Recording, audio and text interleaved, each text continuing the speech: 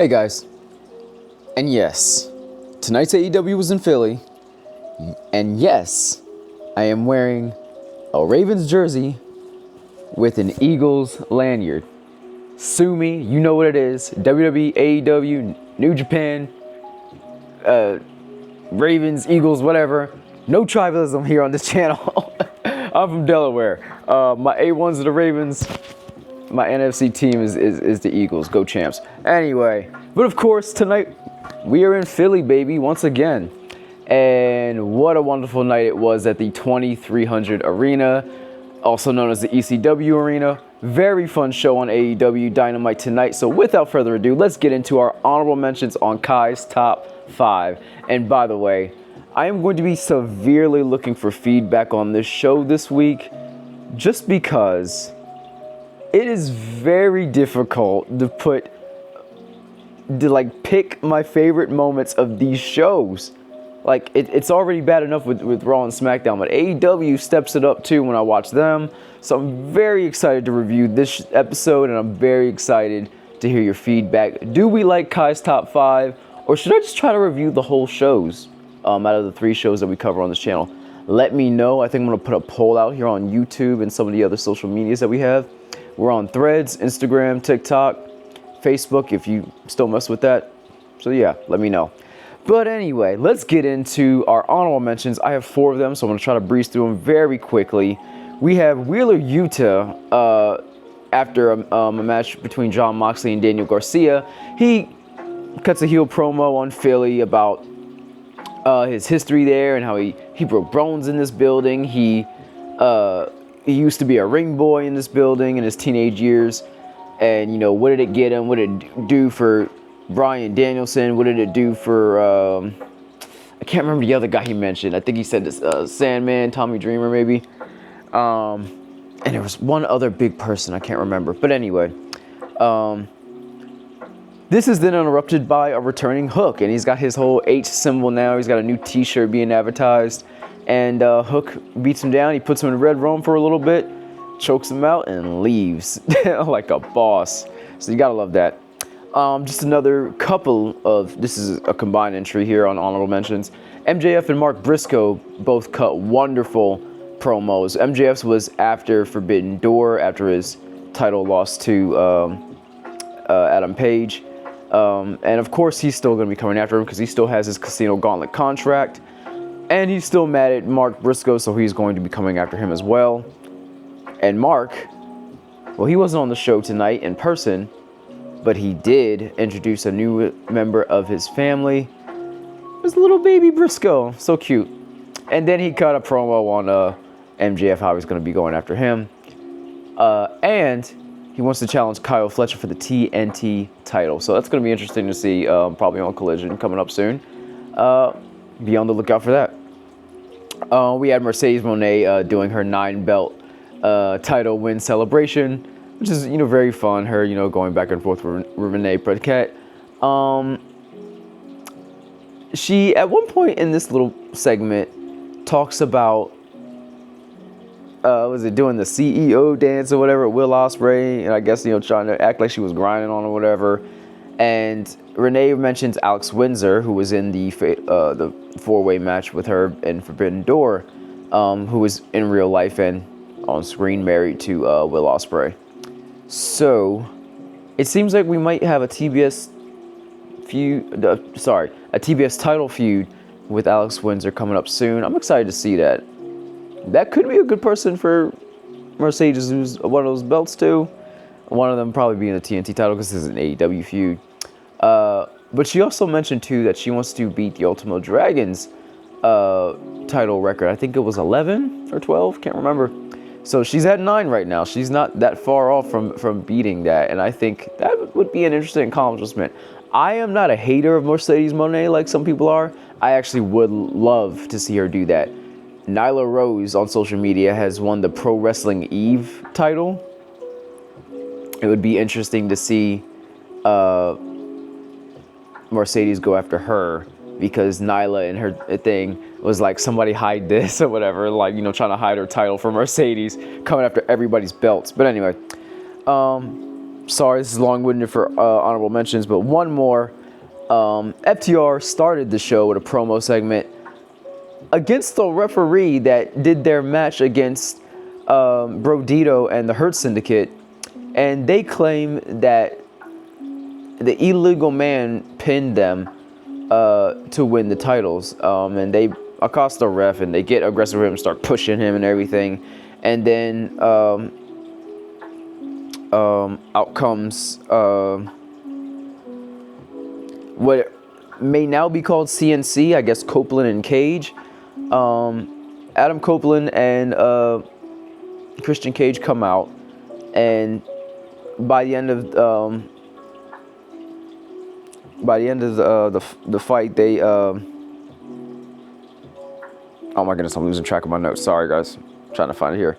At the end of a massive brawl, they challenged FTR to a match at All Out in their hometown of Toronto, Canada. So, hey, Canada's gonna love that. All Out is gonna be very exciting. That was one announcement for All Out tonight. There may be more. Let's find out. Or maybe not officially, but it will build to it. So let's get to that. But that's not next. Let's start on our official top 5. Sorry for how long-winded the honorable mentions were this time. But that's what I mean about this whole format about doing top 5. It's kind of hard to pick 5 top moments for the show. So let me know, should I continue to do top 5? Or should I just review the whole show? Because I cannot contain my excitement for some of this stuff. Keeping it honest with you guys. So number 5, the opening contest between Jon Moxley and Daniel Garcia was phenomenal. Very good worked match. Jon Moxley gets a flash pin on Daniel Garcia. He was close to submitting him, and he kept doing this to him, like, you were this close. And we know Jon's character is kind of like, he wants people to kind of step up in competition, and it looked like Daniel almost did that here. But he wins. After the match, Yuta answers Darby Allin's challenge for All Out, and he just tells him no, and this isn't worth Jon Moxley's time. And then he cuts his promo that I mentioned earlier in honorable mentions.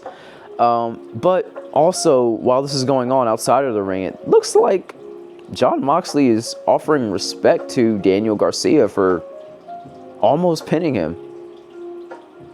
I was talking to my wife while I was watching this, like, I think Daniel Garcia needs a refresh. Could he join the Death Riders? Let me know in the comments if you think he should. But anyway, number 4, the ladies worked really good match tonight, not matches. There was only one match tonight. Chris Statlander teamed with new best friend forever, Harley Cameron, Feel the Raw, versus Penelope Ford and the Megasis Megan Bayne. Very fantastic match. Loved it. Great work, ladies. I wish I bought tickets tonight, but you guys are still in Philly for a few more dates. I just might. But anyway, getting distracted. So in a really good ending part of the match, Chris Statlander, there we go, it's a mouthful, slams down Penelope Ford and then gets her in a good looking leg submission. I don't know how to describe it per se, like she locks her arm in her head, neck in her legs. It was a good submission. I think it needs a name though. Does Chris Statlander have named moves? I'm now a consistent watcher of Dynamite and a bit of Collision. And I've seen Chris Statlander work before, but like these moves have names. I think it really helps when we have like names to connect with these finishers. So yeah, let me know in the comments if somebody caught the name of this but previously. I don't know. I didn't catch the name of it, unfortunately. But Megan Bayne attacks after the match, and I love it when a babyface actually fights back on like a heel attack. So she fights back, and Willow comes out. You know, she's still having issues with her former BFF, Chris Statlander. I think they're both from New Jersey, and they came up in the business together. And it's become competitive. Harley Cameron is kind of trying to play peacemaker.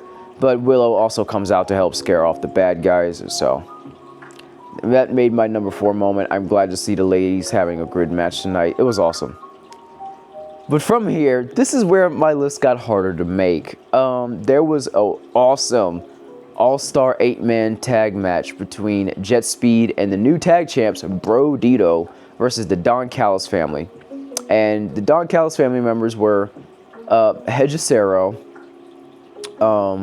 the Walking Weapon, oh wow, I'm about to forget his name. Josh Alexander, there you go, sorry. Konosuke Takeshita, and unified champion Kazuchika Okada. And this was a very well worked match by both teams. Everybody looked great during this match. I'm actually not a big Hejicero fan, but I'm glad to see like he worked very well in this match too. During a couple of parts of this match though, Okada and Takeshita were looking like they were having some miscommunication and a little bit of bickering. And it reminded me of Forbidden Door when Konosuke was looking at the newly joined member of the group who was also out there on ringside, Wardlow. He's in Don Callis family now.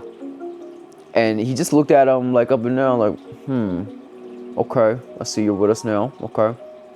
Respect. It looked like it turned into respect, but it looked like he was questioning him. And I kind of wondered, how long do we need Takeshita as a member of the Don Callis family? His nickname is the Alpha. Do we really need him in that group for that much longer? And I argue this dude should probably be IWGP champion at next year's Wrestle Kingdom in New Japan. He is signed to both New Japan Pro Wrestling and AEW. And I think he's going to be a big star in both companies. And I think New Japan really needs big new stars. And with him having this whole, like, I'm like this great international star now, I think they should win the title him and then separate him from the Don Callis family and go babyface. That's just my opinion, though. Yeah, so we'll see where the tension with him and Okada goes. I would like to see that. Maybe even that's who eventually takes the belt off of Okada. Because we don't know who's going to challenge him for that unified title next. So, anyway, getting into my number 2 moment of the night. The Ops defended their trios titles successfully against Ricochet and Gates of Agony. With help from MVP near the end, they, the Ops, they leave, pretty quickly to get out of there. And this is kind of follow-up from Forbidden Door because GOA and Ricochet interfered in that in that triple threat tag match. And their interference cost the Hurt Syndicate their titles.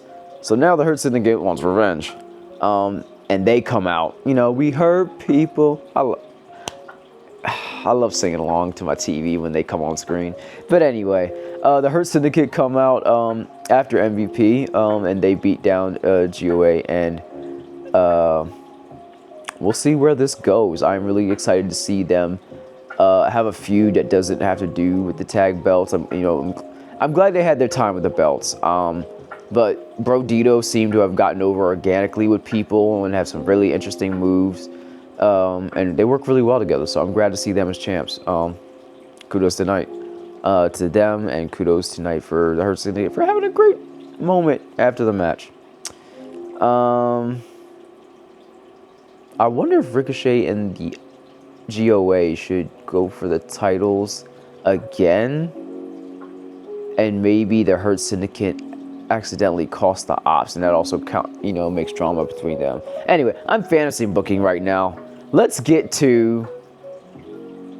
I'm cheating with my number 1 entry, and this is again what I'm talking about. It is hard to pick number 1s and ranking these things, so I cheated, and you'll see why when I get to it. So, my number 1, part 1, is Darby Allin having a no DQ, a Falls Count Anywhere. This is Philly. We got to get extreme at one point. Getting extreme with Claudio Castagnoli in a Falls Count Anywhere match. wonderful. Very exciting, you know, very dramatic. Really well-paced, extreme type match. You know, they gotta bounce this man Darby Allin through everything: chairs, tables, a TV. Good grief. Oh man, this is Philly, man. This is extreme, so you gotta love it. He eventually wins, but of course, the Death Riders have to come out and try to beat him down and try to take him out of commission. Along with Gabe Kidd from New Japan again. They're the group's mercenary, as they call him. So after beating Claudio, they try to beat him down. They get him a little bit, but he fights back and he escapes. And I like to actually see a competent babyface, you know, not just have to always get laid out. So, good job, Darby. Now, here's my number one part 2. So this is my number 1 pick plus. If you don't know, I have some huge favorites in AEW, like everybody does. Swerve and Will are a couple of my favorites, and unfortunately, they got written off of TV. Swerve just got knee surgery. Will is eventually going to get neck surgery. So shout out to the both of you. You know, how's it go? Osprey. Anyway, but I was like, you know what? We still have MJF. We still have Adam Page. We still got Joe in the Ops. Hook is returned. You know, there's so many good stars in AEW. Athena, Tony Storm, Alex Windsor, Mercedes Moné. Everybody has weight to pull. But some of my favorites are still here. And one of my favorites, to me, he's kind of the John Cena of the company. Yeah, we have Adam Page, but this is my spiritual John Cena of the company. You know, like without somebody like Cody there. It's Kenny Omega, who was, I don't know if he's still in EVP, on screen or off screen, but the dude's that guy. But I'll get to how he ties into this. So Adam Page comes out for a segment just to thank Will and to address MJF and his, you know, he still has the Casino Gauntlet contract now. And after addressing them and cutting a very good babyface promo, Don Callis comes out again. He was out there earlier on the night for the 8-man, but now he's back to say you don't have to just worry about MJF. You don't need to be worried about Will Ospreay. You need to be worried about my boys and who will challenge you to take that big belt off of you. And of course, he welcomes 4 of his guys out. Hechicero comes back out. Josh Alexander comes back out. I think the other guy's Rocky Romero. I'm not sure. And Lance Archer come out. But hey, this ain't no stupid babyface. Adam Page takes off his jacket, puts down his title. He's just like, well, I know how this goes. And he starts brawling with them. Of course, he's getting overpowered because there's 4 guys. You know, even he can't take on all those guys. And then Jet Speed come out along with Kenny Omega. So Jet Speed help out. And Kenny was formerly in a tag team with our now AEW champion. And they look at each other for a second, but Kenny calls for it. And they hit the buckshot lariat and the V-trigger combo. I missed that. I was, before I started doing these reviews, I was catching Dynamite and Collision every now and then. Rampage when it was a thing. I was keeping up with everything going on. And I liked that tag team. You know, Kenny is a great solos dude, but he has, you know, great tag team chemistry with, you know, in trios action with the Bucks, with Adam Page, you know, in you know, doubles and Kota Ibushi too, you know, as the Golden Lovers. So next week, it's Kenny, it's Adam, and Jet Speed versus, I think, the Bucks and 2 members of the Don Callis family. I can't remember them right now. I think it's Lance and Rocky, I think. Can't remember. But anyway, yeah, so much going on in the show. I love it. I love pro wrestling. I love when wrestling comes to Philly. Maybe I'll go to Dynamite next week. Who knows? But anyway, like, comment, subscribe, guys. I love you. Enjoy pro wrestling. And for the love of pro wrestling, keep it casual. We'll see you soon.